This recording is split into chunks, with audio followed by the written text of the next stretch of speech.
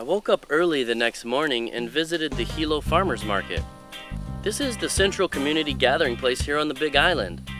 There's an abundance of delicious fresh fruit and vegetables, and also beautiful handmade crafts and souvenirs. So while I was here, I decided to act like a local and sampled some of the delicious food and bought some gifts that I could take back home. But when I was done shopping around, it was time to head off to see the most famous destination on the Big Island, the volcanoes. Hawaii is a most amazing and spectacular place, and here on the Big Island, there are examples everywhere you look. But what tops that list has to be the volcanoes.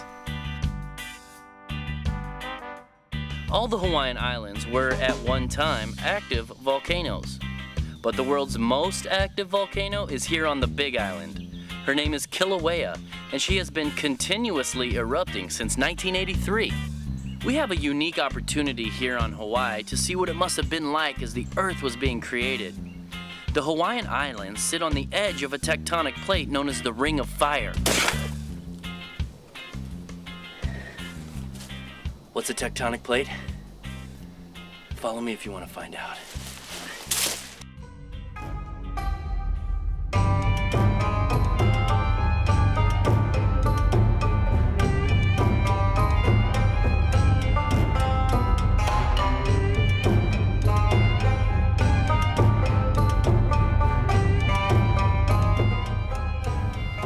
Tectonic plates are huge land masses that cover the Earth's crust. These huge chunks of land move and rub against each other, and when they do, they cause earthquakes. Sometimes in a tectonic plate, there's a shallow spot called a hot spot that allow molten hot magma to shoot up from the Earth's core. Hawaii sits exactly on top of one of these hot spots, and that's why we see all the volcanic activity from Kilauea. The lava pours out of Kilauea mostly underground in lava tubes and heads to the sea.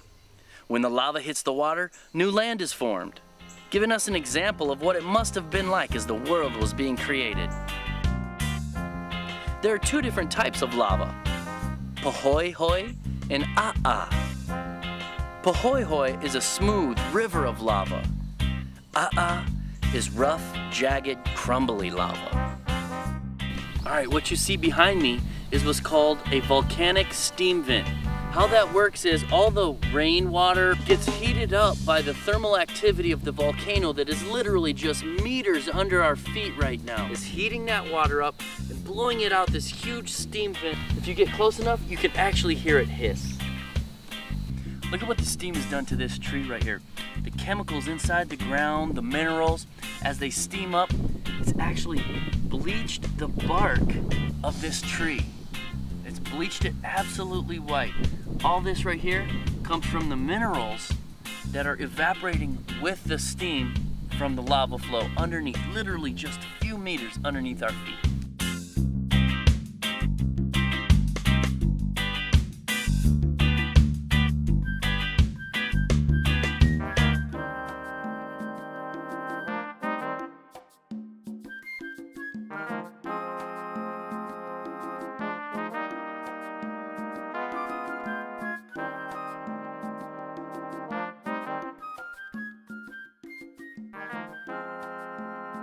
Just to give you an example of how hot it is out here on this lava, I want to show you something. See this crack?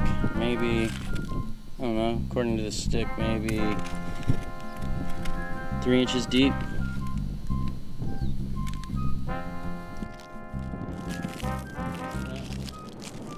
Just kind of burst into flames there.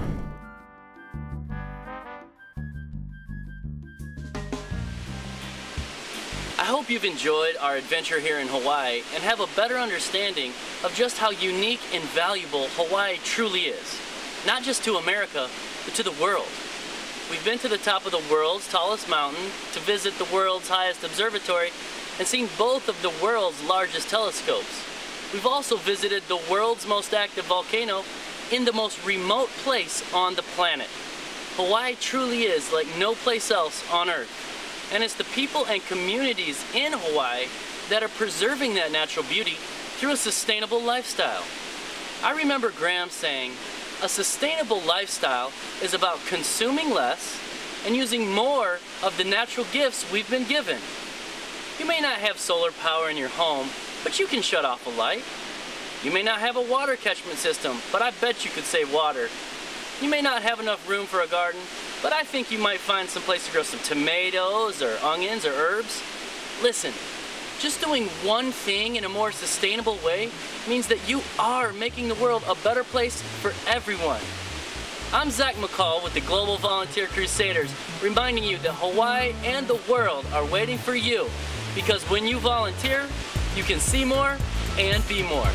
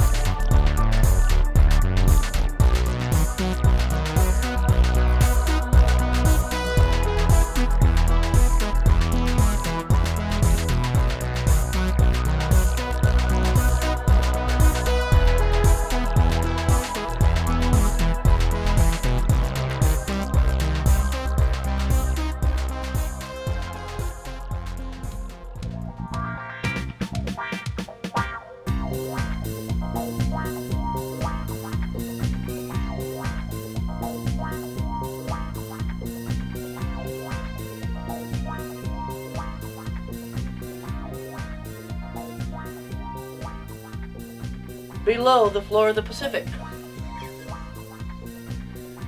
So, when comparing Mount Everest to Mauna Kea, there truly is no comparison. Last question. What is that mountain meaning?